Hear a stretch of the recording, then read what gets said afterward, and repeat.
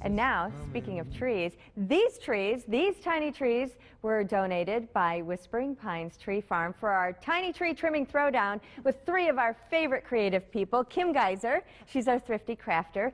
Nichole Campbell is our favorite floral designer from Petal Pusher here in Green Bay. And that's Jennie Sykes Schwenk with her tiny tree there that I'm sure you will see on Jennie Elizabeth Designs on Facebook. So now that you know who they are and who donated the trees, let's talk about these amazing tiny trees. Now, when you saw it on Facebook, Kim, you said, that's really tiny. It looked really small. I worried, I already had my words, and I thought, are those words bigger than that tree? It actually worked out really great, don't you think? Yeah, it was perfect. Talk about the theme of your tree.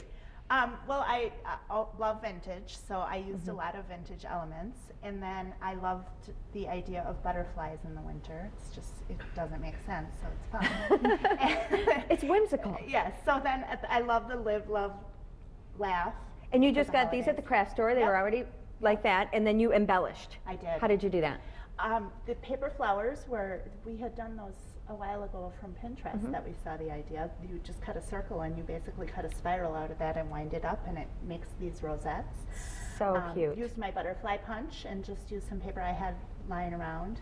And the flowers I actually had for a while. Pine cones were just from anywhere. And the birds. It turned out so, so wonderful. And how much did you spend on it? Like 20 bucks. Isn't that amazing? I can't believe it. And even the tree skirt down there. Yep, Is that a thrift find? Yep, it was just a vintage. I think I paid 75 cents for Wow, that. I love it. Kim, thank you so much.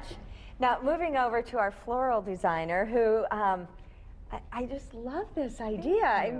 And then you added some pearls in there? Yeah, I wanted to keep it really organic, but you know, it is a Christmas tree, so I didn't want to go sparkly, but I felt like it needed like a little oomph to it, so I did just pearls from the craft store, threaded on, and just that decorative wire. You can use any color that works for you. And I like it because it's kind of a customizable garland. You can do various lengths, and then you just kind of loop it through the tree branches, so it gives kind of a sense of motion. You could do clusters of the beads, the pearls, and hang them. That's easy. Yeah, really easy, and once you do it once, just pack it up in a box from year to year. You can use it over and over again after you take it off the tree. And the succulent ornaments are so cute. Yeah, I really like the succulent ornaments. You have to use small succulents because succulents are kind of heavy by nature and they'll weigh down the branches of a live tree. But what I like best about this is that they're just looped on that wire, and over time they hold up without water for months. Over time they develop what are called little aerial roots on the backside. So when you take this tree down in January, if you look at all the succulents, you'll have little roots on the backside, and you can plant them and have the plants going into the new year. And then you can remember that they were on your Christmas tree. What is this called? This is knife blade acacia. One more time. Knife blade acacia. Show off. Thank you, Nichole. Oh, and you picked the white pine. Yes, I'm partial to white pines. I love the softness of them, and I think it's fun to do something that's got a different texture for a Christmas tree. So we had a Fraser fir here, white pine, and then another Fraser fir, and this one is super, super, super sparkly, and we're pretty sure that it's going to go to a home with a little girl there. That's what we're hoping for. This is Jennie Sykes Schwenk of Jennie Elizabeth Designs, and you're a big fan of Alice in Wonderland. Big fan of Alice in Wonderland, and the original manuscript that Lewis Carroll wrote was actually a Christmas gift to a little girl to recall a summer memory of a boat ride they had taken together where he first told her the story.